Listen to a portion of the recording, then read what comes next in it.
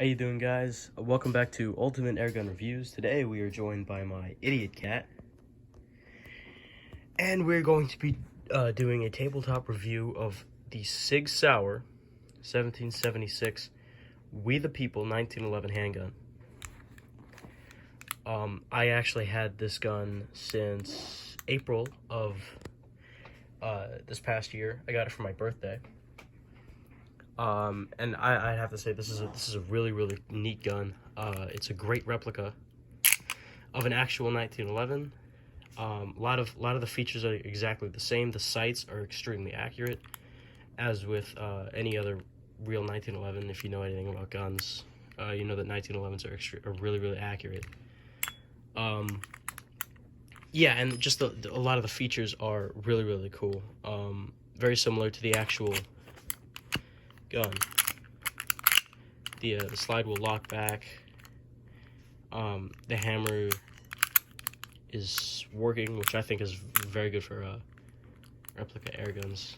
You know, a lot of the hammers don't work. That kind of annoys me. Yeah, so a lot of the features are the same. I'm gonna go over the safety features for now. A lot of it is just simple. So if you've shot 1911s before and know basically how guns work, you can just skip ahead. But in order for the gun to fire, multiple things have to be happening. So obviously the hammer has to be locked back. The thumb grip safety needs to be down and out of the way of the slide. So if this is up, can't pull the trigger. So this has to be down, and this, as with any 1911 safety feature, this has to be pressed in, and you have to have a firm grip on the gun in order for the gun to shoot. Now, I'm going to be dry firing this a lot because this gun is currently not in a fireable state. This is mainly because I neglected it stupidly, but I didn't maintain it well enough, and the firing pin ended up wearing down and indenting on the hammer. So when I pull the trigger, the gun doesn't shoot. This is very unfortunate, but I think I'll work past it. So yeah, let's get into this real quick. So like I said, this has to be pressed in, the hammer has to be back, thumb grip safety has to be down, and it'll shoot. But there's one other thing. So if a round is chambered, even if a round is chambered, as you can see here, I don't know if you can see that, probably not, but I have a BB in the chamber right now, but the gun will not shoot, even if you know, everything is ready. You're outside, you're on the range, you're looking down range, right, and you're ready to fire. One thing the gun will not fire if you do not have the mag in, and I think this is a really good feature for any semi-automatic handgun or semi-automatic air gun, is that the mag has to be in, and CO2 has to be in the mag and pierced. It's very simple to do that. I'm gonna be back once I got this thing, and I'll walk you around the mag. Okay, so in order to load the CO2 into the mag, this little piece that comes with the magazine, it'll be in the mag right about here. It screws out like that, and you can use an Allen wrench, which comes with the gun. And then once that's out, this piece acts like a block to put in when you're putting in the safety. So all you gotta do is slide it in like that, right? And then you screw this back in. You make sure this part is facing out, and you screw that back in with the Allen wrench. It's a little hard to do right now.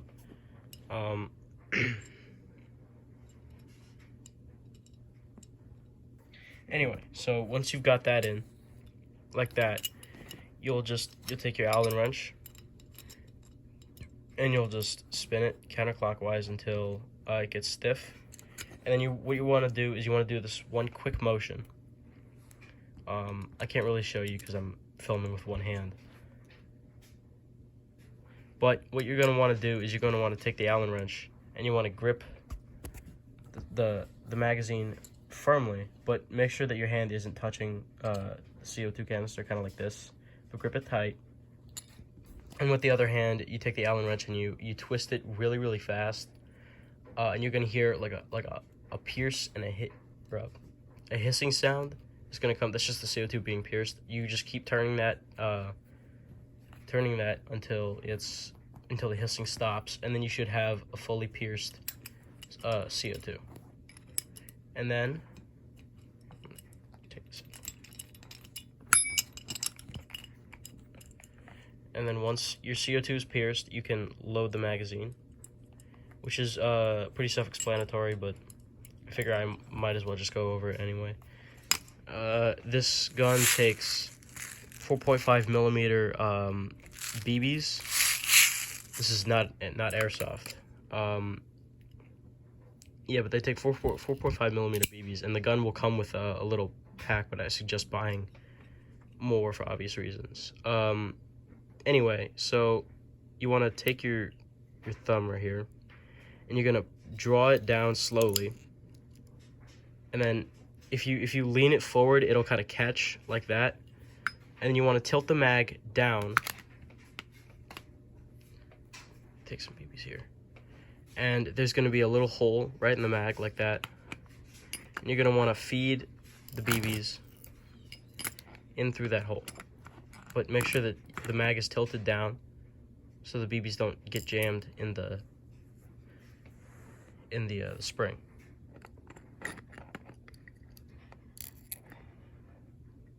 Like that, and you keep going until the mag is full, and then when you're ready, you just kind of pop it back like that, and you're ready to go. You just load it into the gun like that. You hit the click, and then you should be ready to go. But make sure that you're outside at the firing range and you're ready to fire. Don't ever point this at something that you don't intend to shoot. That's my main rule when shooting. Always have your finger out of the trigger guard unless you're ready to shoot. This is just basic gun safety now. And then once you're downrange, I really love these sights, by the way. I think they're really great for accuracy and shooting, maybe in like a dimly lit place or something like that. Like the white dots make it easier to see. But things about 1911s, right? If you've shot a 1911 before, you know that this is one of the features. I get maybe it's a safety feature. I'm not entirely sure, but since this is a double-sided 1911 thumb safety, you have to be pressing. I'm right hand dominant, so you take your right thumb, and you kind of, once your hand is wrapped around the gun, you get a nice firm grip.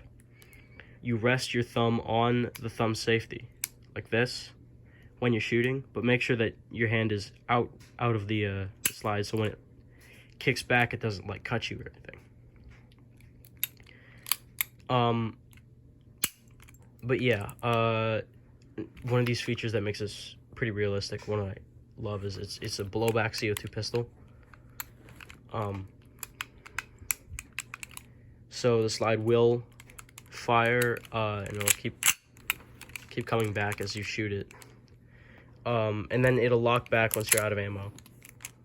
Let's see if I can lock it like that.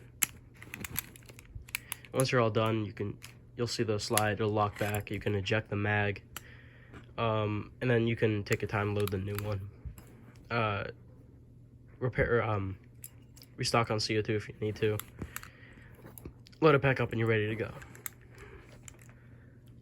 What else? Right, maintenance. This is going to be like a kind of two videos in one. I'm going to show you how to take down and maintain this, maintain the gun, which is very, very important. You want to treat this as you would like a real firearm.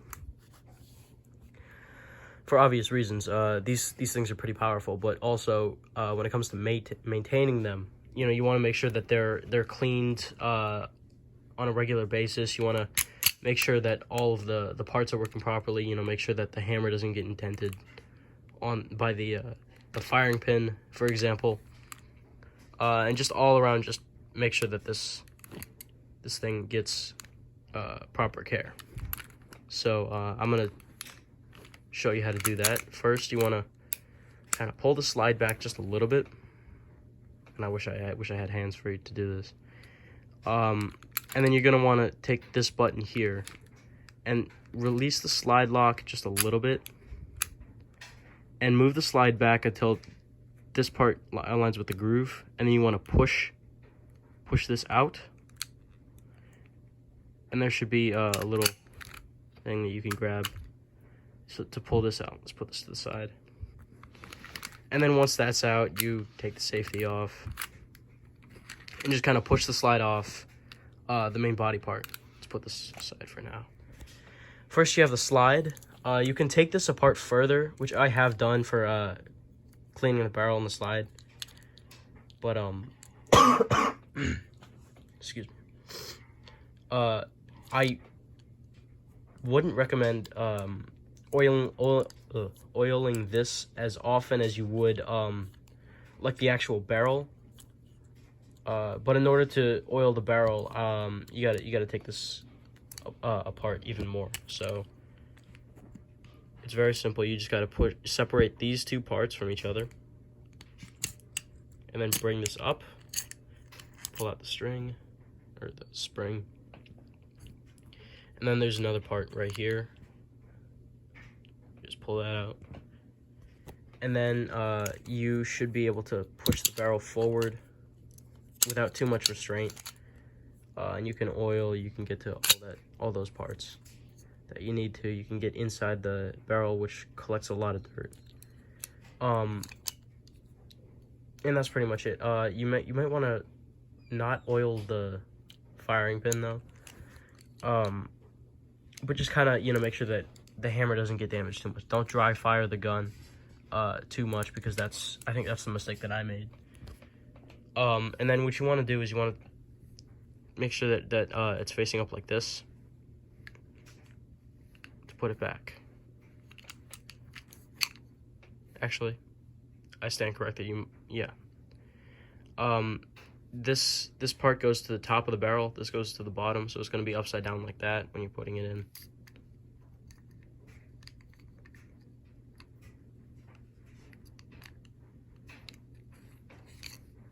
So like I said, just make sure that this is on the bottom like that.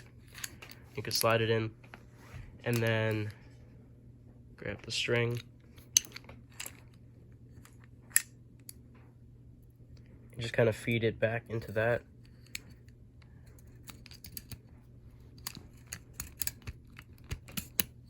And you got to wrestle it just a little bit, but it shouldn't take too much effort. And then you have a working slide again. Let's put that off to the side. And the main body part is where you're gonna do a good amount of oiling, but not as much as the slide. You might want to get in between this area, right around here. It collects a lot of dirt and gunk and stuff when it, like, around this part of the slide area.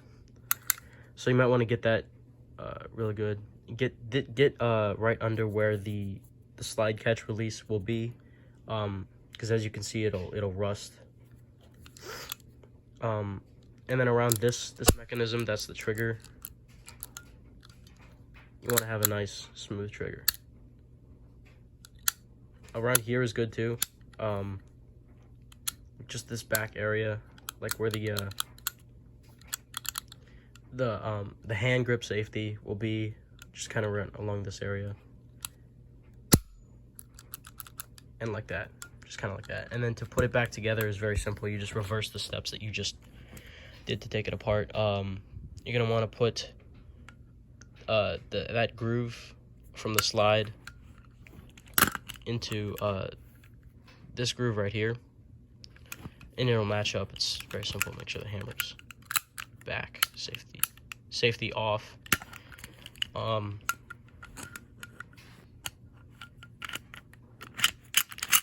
Just kind of pull it back together, you're gonna want to pull the slide a decent amount back, but obviously not all the way.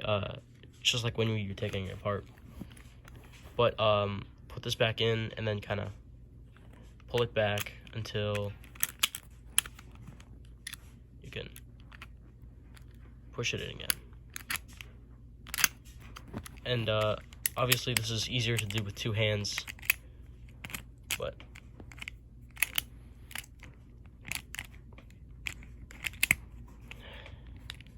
I'll be right back once I got this back in. Okay, so once you got that back in, and the gun is working, you know, you make sure you can rack the slide and all that kind of stuff. You should be able to. You should be good, actually. For oiling, this is kind of universal for air guns, but if this is your first or something, you might want to pick up Crosman's Pal Gun oil.